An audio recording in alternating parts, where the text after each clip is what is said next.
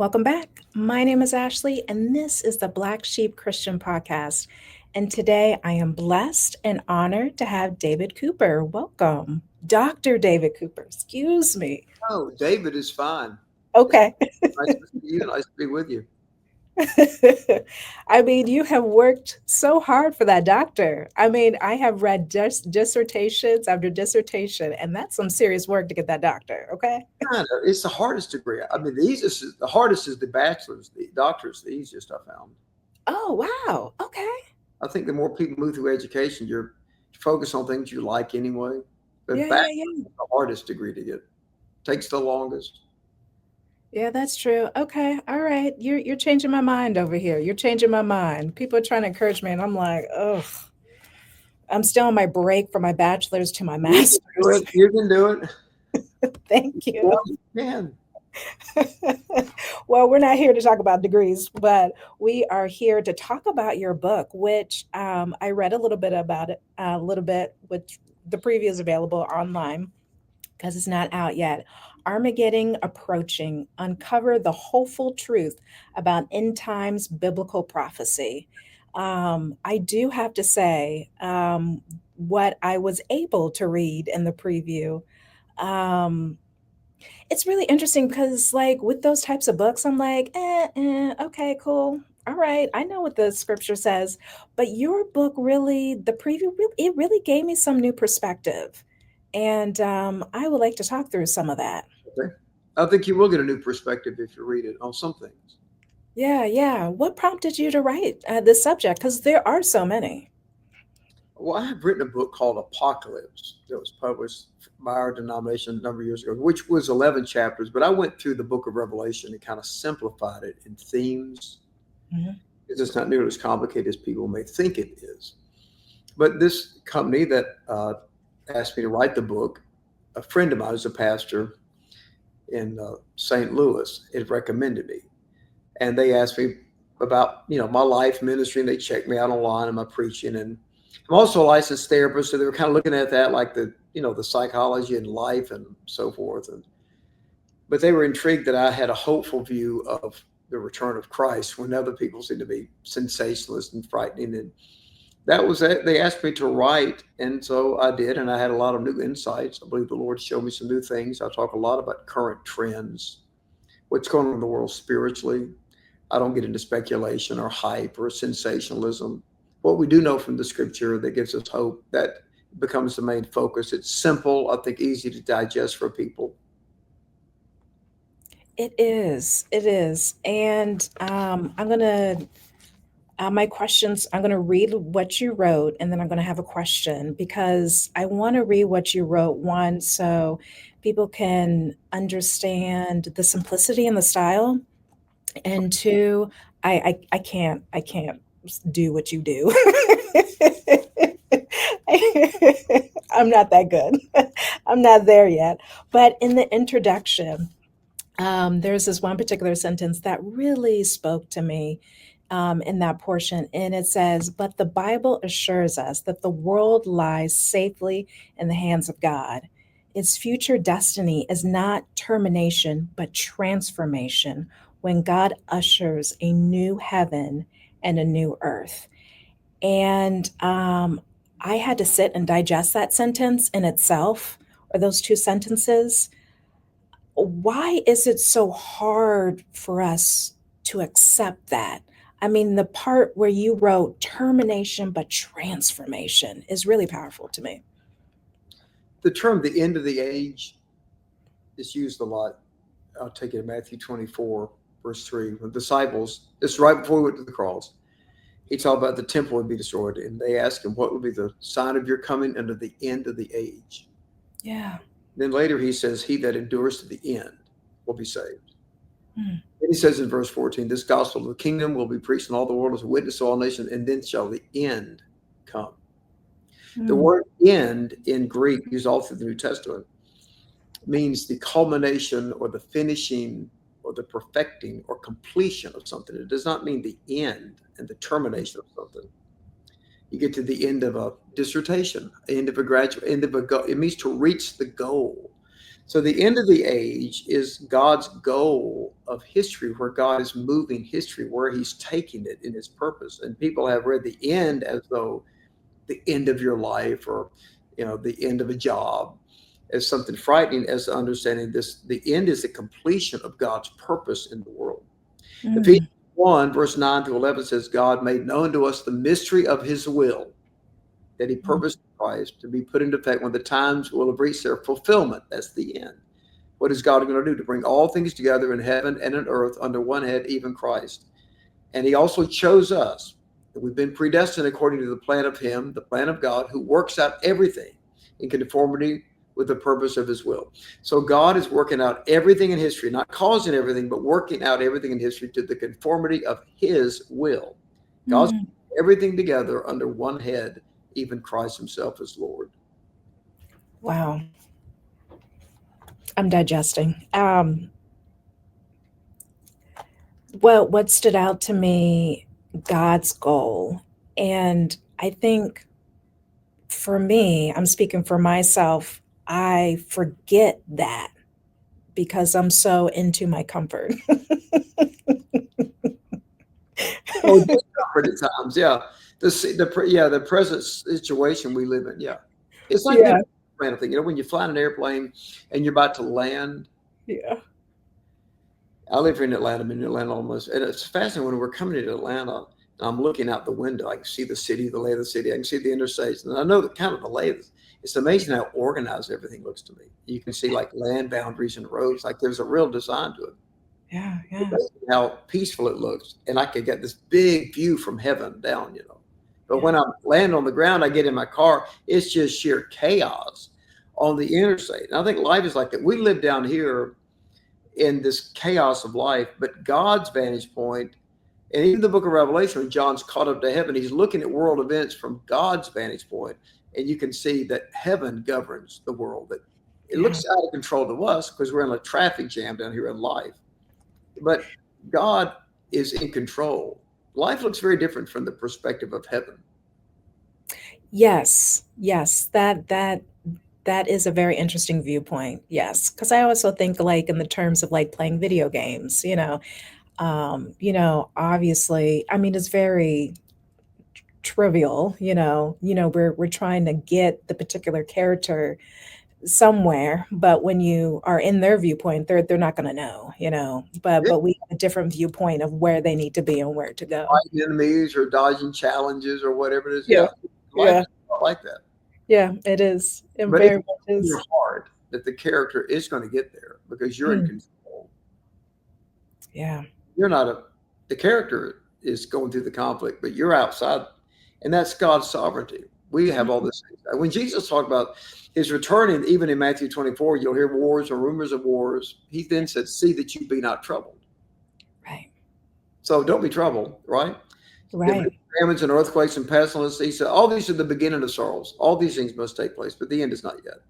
So Yeah, he over and over said, don't be alarmed. John 16:33, in this world you'll have tribulation, but be of good courage. I've overcome the world. I've spoken these things to you that in me you might have peace. In this world you'll have tribulation. In him you have peace. Inside a world of tribulation. He's overcome the world. yeah, God's in control of the world is what he means. yeah. That does take some reminding. It does. We need it. I need to put it like on a, not like a vision board, but like on a refrigerator every morning when I go, get my breakfast. Like he's in control somewhere. I need to do something. Yes. Yes. He's not making everything happen. That would make no No, sense. But he's no, it the wouldn't. boundaries of it. He doesn't let things spin out of control historically. Never does. Never has. Right, right. Yeah. Mm. So I had another one that I'm going to read, and I don't really have a question for it. I just want you to know that it speaks to me, that this sentence that you wrote. And this is in the introduction. And it says, Jesus went on to call the church to focus on her mission today and not worry about the future, which belongs to God. And that's what we're sort of talking about. And what I found beautiful about this sentence is where you wrote, focus on her mission today. And when it comes to Revelation, Revelation is such a um, unknown, abstract book. And we're all focused, even outside of scripture, even our day to day, where we're focused on the future. I'm saving for retirement because I want to be this way. I'm trying to get to this. But to focus on her mission today, that portion spoke to me. One of my favorite values to live by, principles, truths, is what Jesus said in the Sermon on the Mount, Matthew 6:34. He said, don't worry about tomorrow. Tomorrow Mhm. will worry about itself. Each day has enough trouble of its own. Yeah. So each day has enough opportunity of its own. It's got enough challenges of its own. It's got enough privileges of its own. Don't worry about tomorrow. Tomorrow will worry about itself. In other words, it's going to be what it's going to be. So don't become overly focused. The word worry in the Mm. Greek is to divide the mind. So half the mind is in today and half the mind's in tomorrow. He says, get your mind in today. Live the day. This is the day the Lord has made. Let us rejoice and be glad in it. This is the day. And when tomorrow gets here, it's not called tomorrow, it's called today. Right. There's no such thing as the future. Right. Just like there's no such thing as the past. It's only today. Hmm. So the ability to embrace the day and live the day fully. I teach people to do, if they want a healthy life, do something you like every day, no matter what it is. If you go to the movie, read a book, go walk, go run, whatever it is, do something every day that you personally enjoy. Live the day. Hmm. Don't save up for your vacation. You should have some vacation every week. You should balance your life. And the idea that just because we plan tomorrow doesn't mean that it's going to determine tomorrow. Just because we plan it doesn't mean it's going to happen that way. We get disappointed. We think, well, I planned it, therefore it should have happened, right? You Right. save up this money, then you get there, the money's not there, or government changes, or economics change, or situations change, or you thought you were going to live to be 95 like your great great grandmother and your mother. Next thing you know, you find out Yeah. that's a negative view, but nobody really knows. The planning of today doesn't guarantee anything. It's okay to make plans and have goals, but that should be kind of general. But you got to live the day, enjoy the day. Right. Right before Jesus left this world, Acts chapter 1, they're standing on the Mount of Olives, and the disciples ask him, Lord, are you at this time, that's what we're focused on here, past, present, are you at this time going to restore the kingdom to Israel? He said, it is not for you to know. It is not for you to know the times or dates the Father has set by his own authority. But you will receive power when the Holy Spirit comes upon you, and you will be my witnesses all the world. He said, it's not for you to know the times or dates, but this is what you need to know. You'll receive power, and you'll be witnesses of me in all the world. In other words, focus on your mission. Let God manage the future. Mm. That's digesting. Destiny is a big concept today. Yeah. Destiny is some total of the decisions a person makes in his or her life. The decisions we're making today is right in our destiny. It's not predetermined. Right. It's not guaranteed. Our decisions determine our destiny. It's what we do today. So people say, I want a good future. Well, Yeah. do the best you can do today. What you're doing today is going to eventually turn into your future. Right. It's not going to show up one day accidentally, say your destiny's arrived. You're kind of building it day by day, slowly. That is very true. And when you think about it, we are only made for today. We're not made for yesterday or tomorrow. It doesn't exist. There's no such thing as time. Right. There's only eternity. There's only existence. God is eternal. Time But is a measurement that we use, I think, to right. mark out lives, to organize our lives. But theoretically, you and I are living today. Right. And somewhere around the world today, it's probably called Thursday or Right. Saturday. You think Right. about that. So which way is it? Well, it's not. It's just a word we use to describe Yeah. the moment we're sharing. Yeah. Yeah. And because we are bound by time. We're eternal. So how can we be bound by time? We're an eternal soul. Right. I'm thinking of the physical, the natural. Yeah, well, Yeah. everything physical is in a state of Yeah. decay since Eden. That's pretty clear in science. Right. Everything's decaying. Right. But matter just is matter doesn't is destroyed. It gets just displaced. It's not. It doesn't even. It decays, but then it reforms the atomic particles in another form. Mm, Destroyed is displaced, and it reorganizes in a different way. right. That sounds like some theology. So I love it. I wrote a little book called Science Description. I'll talk about this. The origin of the universe, 13.8 billion years ago, they say, in the original primal atom, the matter. People say, Yeah, well, where does matter come from? And most scientists say, well, the matter has always existed. Matter is eternal. yeah, So that matter gets displaced. You can look at water, can be steam or water, right. can be Can be it's ice. still Yeah, the same chemical property. So yeah, we are temporary. Our bodies are temporary, but in the matter eventually deteriorates. It goes into the dust. But the matter is, even the physical body is always here. The water evaporates because 75% of the body is water. The water evaporates, and all that's left is the dust. But the dust is still here. The dust remains. right. So it in and of itself is eternal in that sense that it takes a different form. It decomposes back to its base elements, but it never actually disappears. Hmm. Think Well, about that. that's Everybody's who ever lived, their physical remains are somewhere in the world in some form. Fire doesn't destroy matter, it displaces it. It yeah, converts it to another form. But so even the body, if you think of it that way, is eternal, although it's not as organized as it is right now. yeah. I was looking out the window like, yeah. Like just like trying to like feel it. Be like, yeah, it is. It's just a different I guess, uh, I guess even with this, like things just feel so done, so final. It just doesn't move. It just doesn't, you know, In what I way? forget how, oh, in what way? Yeah. Look at you asking questions. I just did another podcast for an hour. I'm tired of talking. So I like to cover some different things. You're a lot of fun. I I enjoy it. am, oh, thank you. I'm enjoying this conversation because it's doing this podcast. Part of it is something that God asked me to do again, and well, I did, and then I stopped. But that's a whole other conversation for another day. Um, but it is about ex- learning things that are beyond my understanding. And so when you say, because when you speak about how things feel so final and so done, I guess my mind is still in the natural. It's still what the rules of this natural world is, even though as a child of God, I know that there are things beyond me.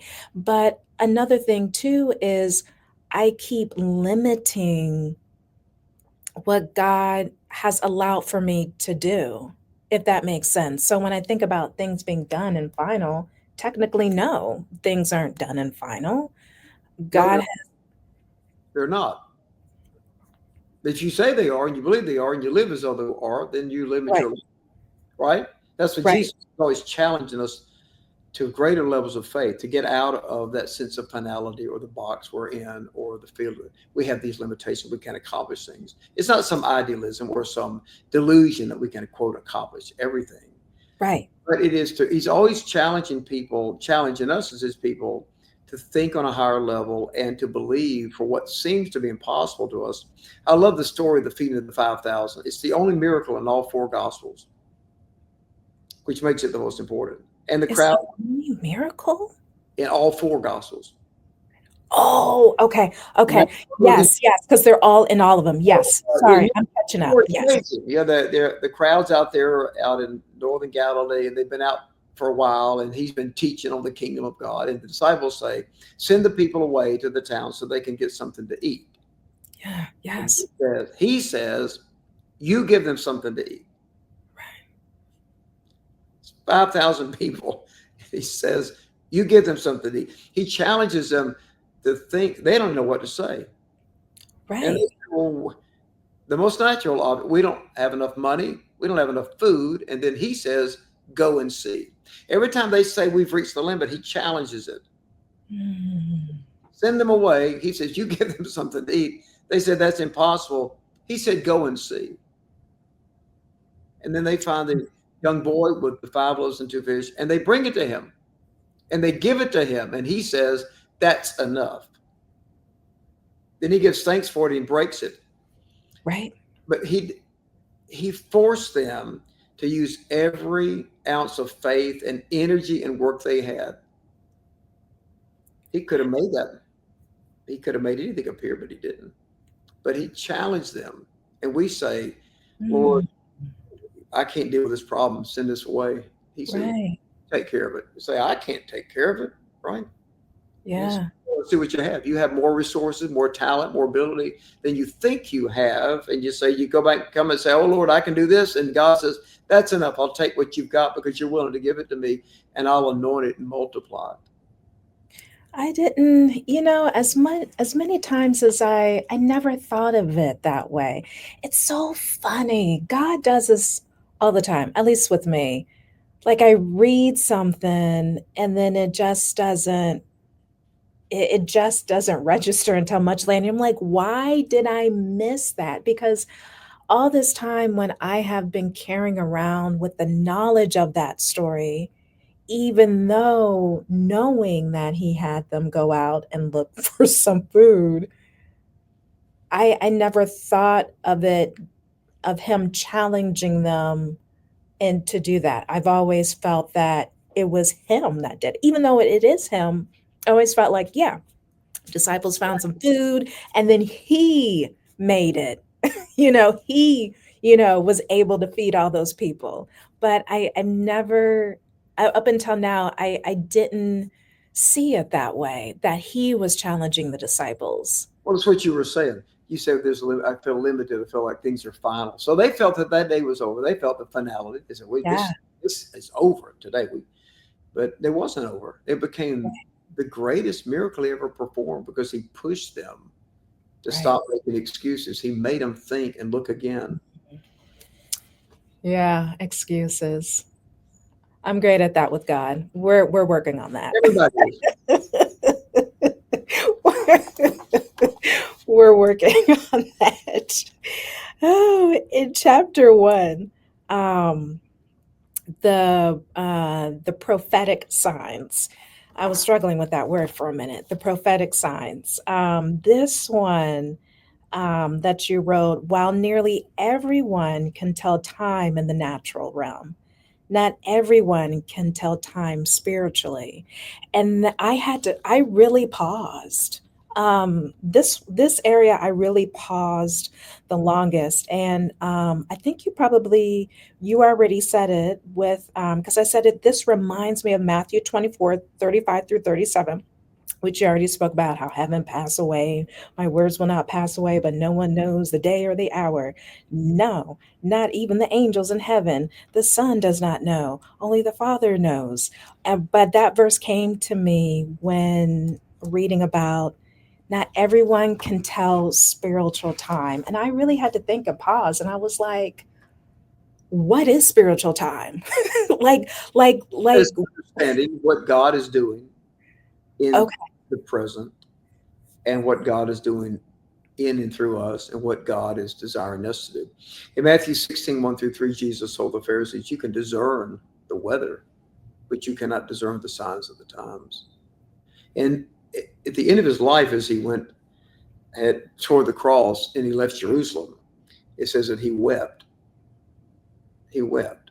Luke 19:44, and he said to the people, you missed the day of God's coming to you. You missed the day of God's coming to you. God visits you, but since you had your mind made up about what the Messiah is, you missed the day. Think about it. You missed the day God visited you, and he wept. They could not discern him as the Messiah. They had their minds so made up, and they were so angry that he threatened their religious tradition of legalism. Right. They couldn't accept the miracles. When Lazarus was raised from the dead, they tried to kill Lazarus to cover the evidence of the miracle. So when people have their minds made up with such anger and rage toward Yeah. God, or their concept of God, they couldn't even see what was happening. Many people followed Jesus. Many people believed in Jesus. Nicodemus the Pharisee was a secret disciple of Jesus. Joseph of Arimathea. But for some of them, those leaders were so entrenched. They were enraged. It's sad. But they couldn't discern the signs of the times. They couldn't see what was going on in the world. And sometimes we have God in a box and we just miss what's going on. So that's discerning the times. First Chronicles 12 and 32 says the men of Issachar understood the times and knew what Israel was to do. The ability to understand even what's going on in the world, like in the church, if we're going to relate to the world, we've got to understand what's going on. We've got to understand where people are coming from. For example, if I stand up and preach and say climate change is a hoax, well, everybody under 30 just stop listening. They already believe climate change is real at some level. It doesn't matter what I think about climate change. The fact of the matter is there are ecological disturbances that take place, and people can argue the science of it, but it has people alarmed. So I need to understand that people are alarmed every time there's a storm. And now because of technology, we know about every storm in the world. Yeah. Things are horrible. Yeah, we used to never know, so we didn't feel as worried about it. So I've got to understand the world I'm living in. It doesn't matter if it's accurate or not. It doesn't matter what, these are people's views. So if I'm going to relate to them and communicate with them, I've got to understand what's going on in the world today so that I can bring the hope of Christ to them. And many people become irrelevant in their life and ministry because they don't understand the times. They're going, well, that's not true. That's a hoax. That's not real. Doesn't matter. This is where people are. Yeah. What they think. So can we go to them and engage them in a conversation and understand the times in which we live? Yeah. Some nuggets. I'm just digesting. I'm growing over here. There's also discerning time in our lives. Like, what is God's season? Where am I? What is God doing in my life? Am I at peace? Is God making me restless because he wants me to move? Am I sensitive to what God is doing in my life as a person? I think that's another part of discernment. Many people that Moses failed because he didn't bring the people into the promised land. But the fact of the matter is, it was not God's calling to bring the people to the promised land. It was God's calling to get them out of Egypt. Whoa. Okay. And when he was 120, God spoke to him and said, go anoint Joshua. Yeah. That becomes the last act. And he does that in front of the people. And then he goes into the desert. And he dies alone. His time was over. He didn't get there and say, no, God, give me 20 more years. I'm ready to take him in. The ability to know sometimes when something's complete or there's a new season is another part of spiritual discernment in our lives. Yeah. We hold on when we should let go, and we delay when we should begin. We're so afraid we don't get started. Right. Because our security is in what we're doing instead of in the calling of God. So spiritual discernment also has to do idea of, am I aware of, in my relationship with God, how is God speaking to me? Am I willing to accept, the new calling and what God has for me? The classic stories is Esther in Persia. I wrote a whole book on her life. God revealed her story to me 4 or 5 years ago. It's called Destiny. It's not a long, but it's worth reading. When she thought her destiny was to be the queen of Persia, that's not her destiny. Anybody could be a queen. It's not her destiny. And when Mordecai said there is a plot to annihilate us, right? He said, you've got to go to the king. She didn't want to go. She told Mordecai, she said, well, I'm not going to get involved. Think about that. Because she thought her destiny was to be in a palace. She thought, well, if I got a comfortable life here, if I go approach the king and he doesn't like it, I could be disfavored, lose my position. But think about that. And he said, who knows whether you've come to the kingdom for such a time as this? And he said, if you don't intervene, God will raise up another. None of us is indispensable. And then she said, he had to go back to her. And she didn't even see him. He had to give a note to a messenger. That's her uncle. She's an exile of war. She was a child in that Babylonian war. She's a victim of war, exiled to a foreign land, and somehow becomes a queen, and nobody even knew she was a Jew. Right. And then he said, who knows, but that you've come to the kingdom for such a time as this. In other words, you didn't come to the kingdom to be a queen. Mm-hmm. And that was not Esther's destiny. And she prayed 3 days and fasted. Remember that? At everybody prayed. Right, right. Her destiny was to be the intercessor to save her people. Our position is not our destiny. And sometimes we get in a position, we think that's our destiny, and it's time to go to a different place. We say, no, my security is in my position. Your job is not your destiny. Your position is not your destiny. Your destiny is always higher.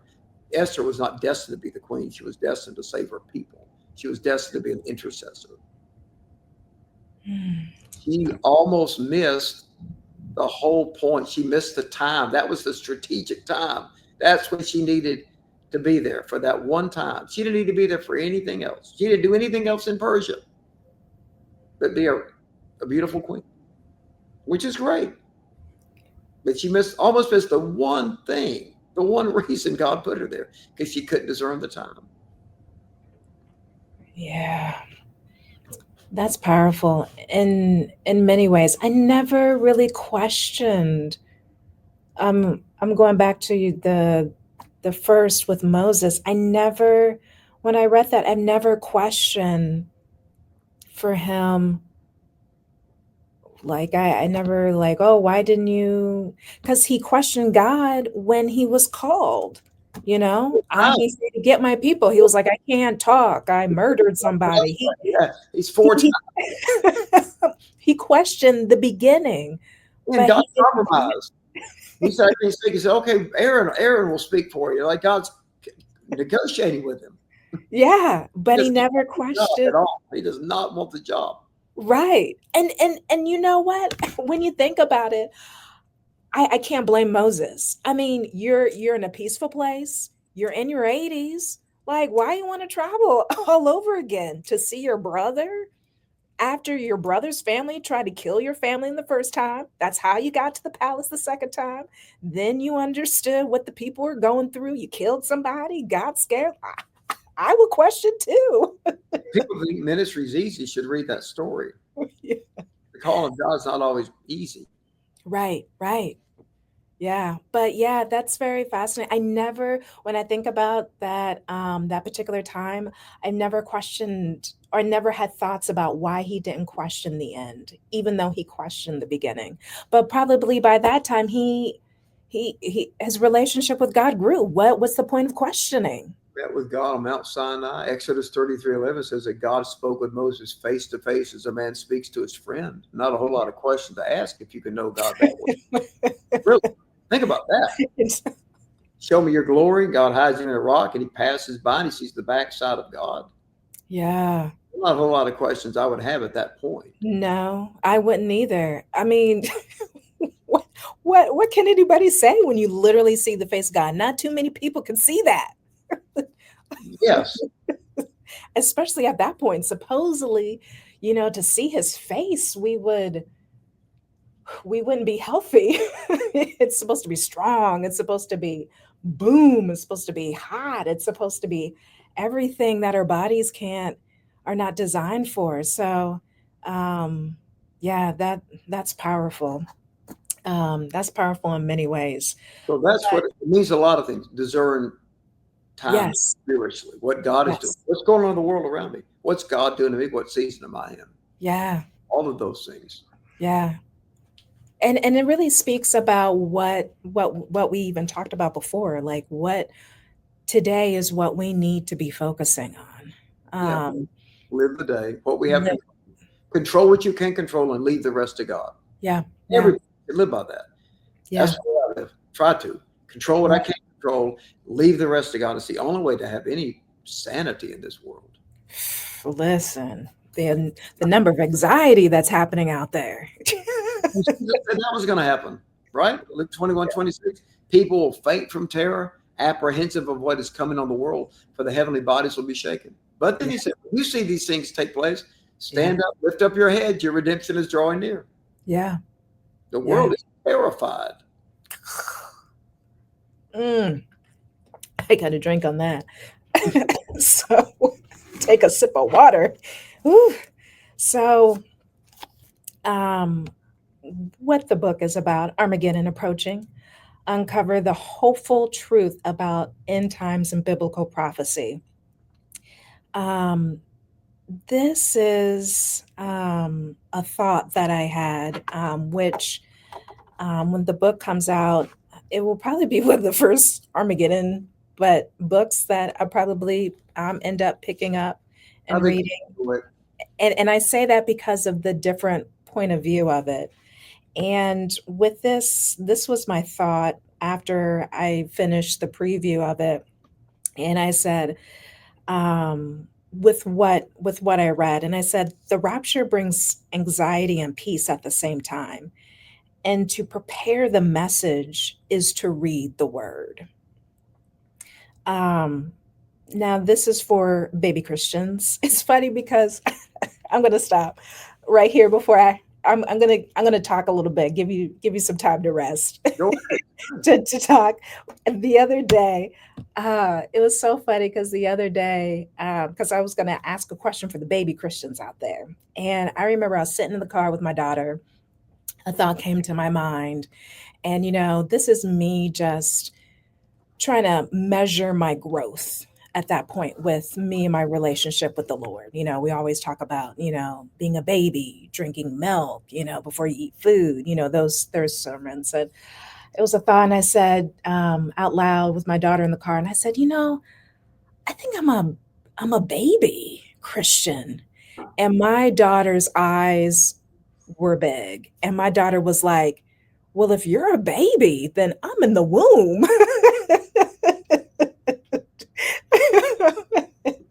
so and so then I looked at my daughter and I was like, okay, I'll graduate to a toddler just so you can be out for a little bit.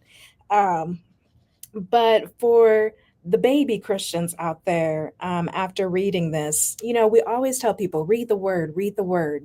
That's what you need to have a relationship with Christ. But when we I find when the message to read the word, there are those who are having difficulty just even beginning to read the word in the first place. Um, for those who find this difficult, like what baby steps or maybe even womb steps, after what my daughter can they do today? look at the Bible like a mountain range of Oh, peaks and valleys. And pick out the mountain peaks, the big stories, and read those first, like the creation story, where we all start from. And don't sit there and analyze it and try to study it. Just read it. Read the Ten Commandments, Exodus 20. Those are important. Read the 23rd Psalm. Read the Sermon on the Mount of Jesus, Matthew 5, 6, 7. That's the greatest composite of his teachings. Read 1 Corinthians 13, the love chapter, or Hebrews 11, the faith chapter. Pick out the mountain peaks. Read those first. Then go back and read some of the really big stories that everybody knows, like Jonah and the whale. That's a great story. mm, Or David killing Goliath. That's a great story of victory. Or Abraham's vision and calling in Genesis 12, or even when he took his son to Moriah, Genesis 22, about how God provided. The story of Joseph in prison is a great little story to read. I'd go back and pick out the highlights, the mountain peaks, and read those first. When I was a little boy, my mother had a children's Bible, and I do remember sometimes she like read it to me. I remember I have these memories of night sitting there with my pajamas on with this children's Bible. It's got on one side it's got a picture. It's kind of an older book, I guess, been around for a while. Like it was a painting of some of these stories, like David and Goliath, and then there's a short version of that story written on this page, kind of big letters, right? It didn't look like a kid's Bible, like a cartoon. It looked more like a adult Bible. It was real simple. It's a one-page story. I think that every Christian should get a children's Bible and read it first with the big stories in it, with a picture and a simple synopsis of the story to understand the story, the big story, the mountain peaks, don't trudge through the valley of every line and every word, because the books are written at different times with different points and different focus. And later you kind of understand, okay, if I'm reading Leviticus, that's a little different than the Psalms. Right? So Leviticus is a book for the priests to try to do their ministry of the people. It's got all kind of weird details in it. The Psalms, well, those are songs they're saying. It's important to kind of know what type of book it is. Yeah. And people can get to that and read like a little introduction to before you read a book in the Bible, read the little introduction in the front of it to know who these people were and kind of when it was written and what's going on. Mm. I think people are lost because they get thrown into ninth grade algebra and they're in first grade. Ninth grade algebra was traumatic for me. So, we got to start with 1 + 1 = 2 and how to make the plus sign and the minus sign. You got to start with the basics, and people are lost in the Bible because they're trying to absorb everything at once. The Bible's not a complicated book, but it moves through history, moves through time, and people need to get the main points first, the big stories first. Knowledge moves from general to specific. The further we go in education, things get more and more specific. Like in psychology, you take Psych 101. Then you take personality theory, behavioral statistics. In any discipline, you start with the general overview of the subject. So I would tell people just get a general understanding of the book, how the book's laid out, the books of the Bible, and then look at the mountain peaks, the big stories, and read those first. Just read the story and don't read everything around it. Just read that one story. Right now in my devotions every morning, I take one chapter randomly in each book. And I just pick one from Genesis, and I got so much out of it. And then I read one in Exodus randomly. And so that's another way to read I had a thought when you were talking about my book Apocalypse for you. If you're reading chapter 1, you think I've had enough, just stop reading it, go to chapter 2. Always read the opening of every chapter because it has more excitement than anything. Most people never finish a book. So I may read a book or just look at the chapters and think, I think I want to read about that one. Don't read it in a linear way. And don't read the Bible in a linear way. You can go back and do that. Go back and think about what you're interested in and you connect with. Mm. That is a very good one. That's very good. It's interesting because I'm reading a completely different book with a Bible study group, and you 1, 2, 3, and I got to a point in the book where it just didn't speak to me, but it spoke to somebody else. But we're in different spaces at that time, and so that's a very good point as far as don't be so linear. Once That'll people be get frustrated and disinterested, then we stop. So Yes, find something you're yes, interested in yes, any kind of book, but especially the Word of God. Get out of that one. Say, I'm yes, lost. Well, that's fine. Go read these big stories first and kind of keep reading those ones you like. Keep reading those. God will speak through that. yes. When you say a children's book, I'm trying to remember because um, oh The man, children's there was Bible. one that I bought for my daughter that was really good. Oh, the Action Bible. I had to remind myself that was a good one for as a recommendation as a children's book for adult to read. The Action Bible is a really good one because of the I pictures would in recommend getting a children's Bible, not a book for adults, a book for children. it. Jesus said, Matthew 18:3, unless you repent or change and become like little children, you'll never enter the kingdom of heaven. You got to access the Bible as a child because that's what we are as a child. Mm, Children's Bible with the big stories, not everything, just the big stories. yeah. With a simple synopsis and go, oh, I get it. I understand what the story about. Then when you go back and read the full story, you kind of already know what the story is about. Yeah. Yeah. Yeah. And not only that, but I am, as a taller Christian, I am getting to a point where um, God is quite interesting in how He writes and how He speaks to us, because I'm getting to a point where I am, what's the term?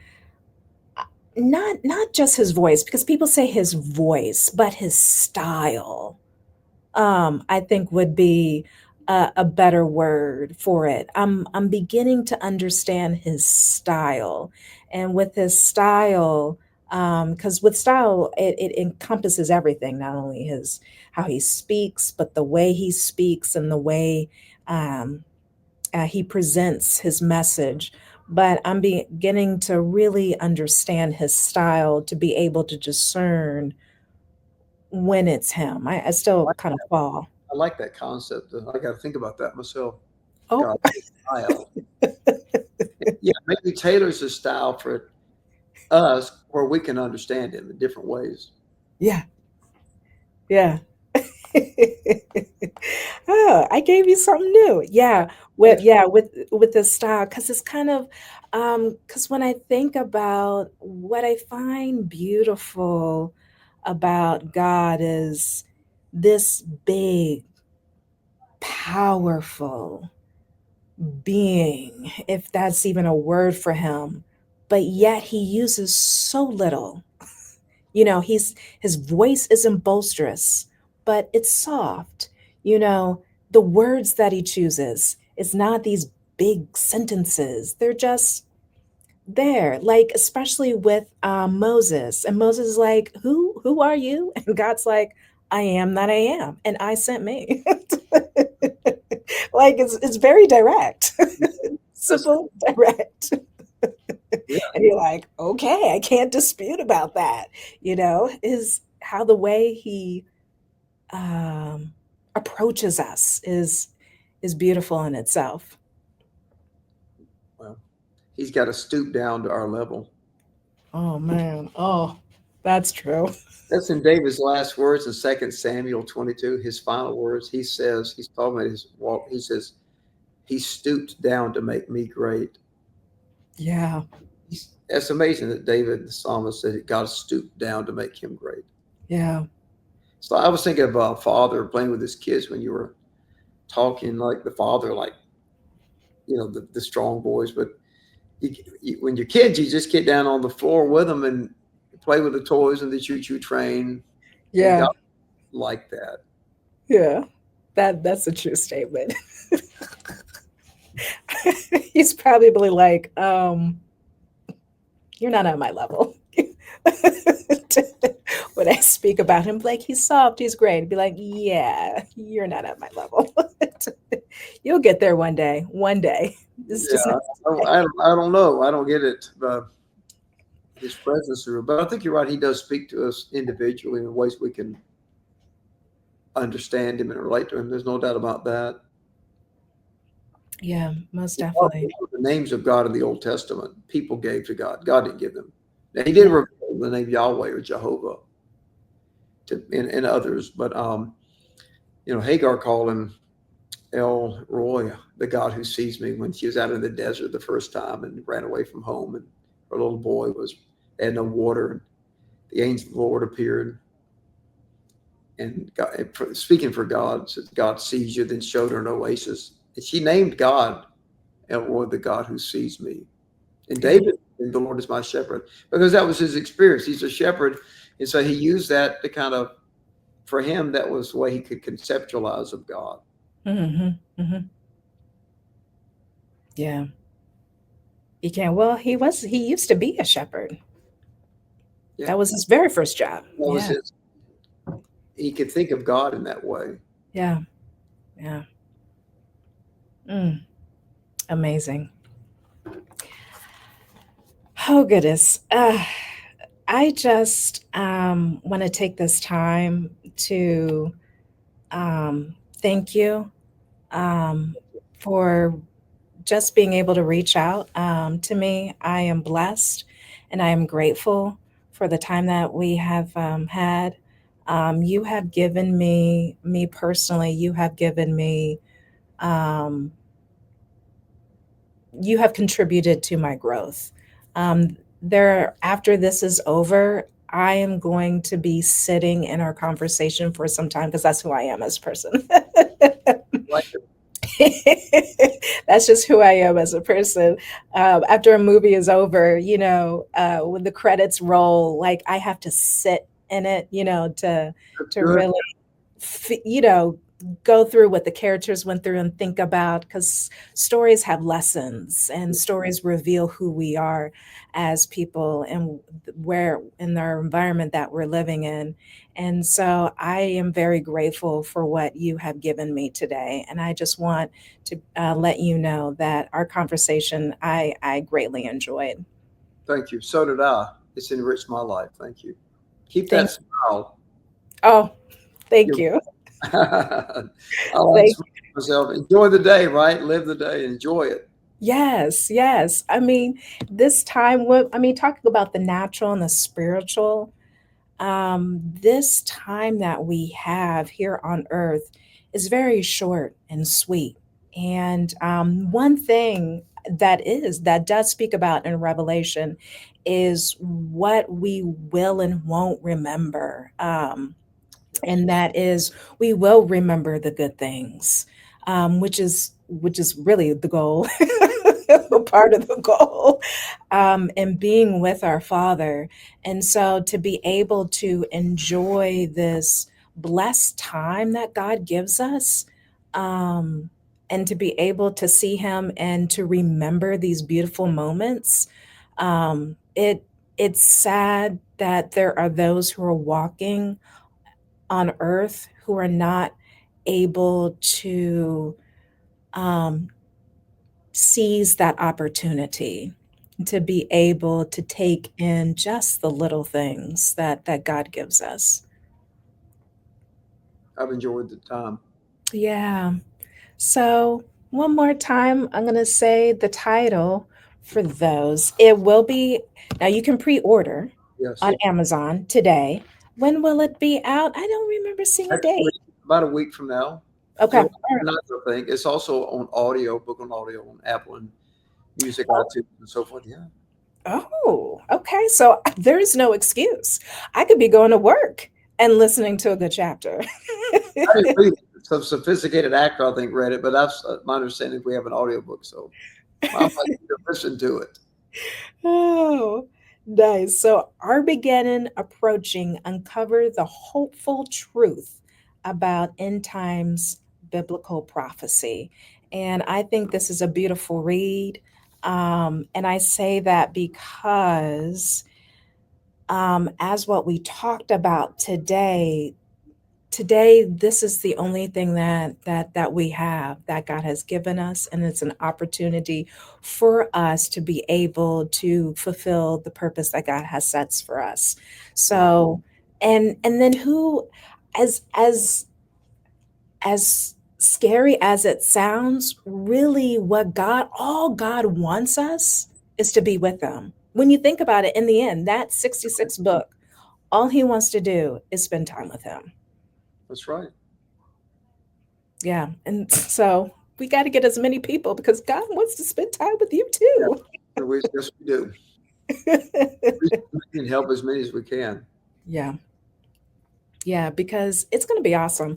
I don't know what we're going to be doing up there, but if anything, I don't know what we're going to be doing, but I would love to eat as much cake as I want, eat as much pie as I want, mac and cheese, go to the lake and, get some fish with Jesus.